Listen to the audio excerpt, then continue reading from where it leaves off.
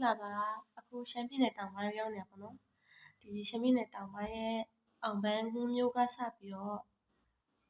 ကလောပေါ့เนาะကလောကစပြီးတော့ဒီအောင်ပန်းရွှာငံပြင်တရားထိပေါ့เนาะအဲ့ဘက်ဒီအကုန်ရှောက်သွားခဲ့တယ်နှစ်ပြန်မှာဒါပေမဲ့ဒီမြို့ဝင်ဆိုင်းပုတ်လေးနဲ့ရိုက်ထားတဲ့ vlog လေးကိုပေါ့edit လုပ်ပြီးပြန်တင်ပေးမယ်ပေါ့เนาะvlog အရှိလည်းမဟုတ်ဘူးအတူလည်းမဟုတ်ဘူးပေါ့เนาะဒီလိုကွက်ပြောက်သွားတဲ့ခရီးတွေအများကြီးရယ်ဘာလို့လဲဆိုတော့အရင်ကဖုန်းကတိတ်မကောင်းအခုကျတော့ဖုန်းကအဆင်ပြေသွားတဲ့အတွက်ဒီ vlog လေးပေါ့เนาะနည်းနည်းစမ်းပြီးရိုက်ချင်လို့ဆိုပြီးတော့ရိုက်ခဲ့လိုက်တာပေါ့เนาะအနောက်ကနေမြို့ဝင်ဆိုင်းပုတ်လေးမှာလို TikTok Instagram မှာလိုမျိုးပေါ့เนาะchallenge လေးလုပ်ထားပေါ့เนาะအဲ့လေးတစ်ချက်တော့ကြည့်ရကြပါအောင်လို့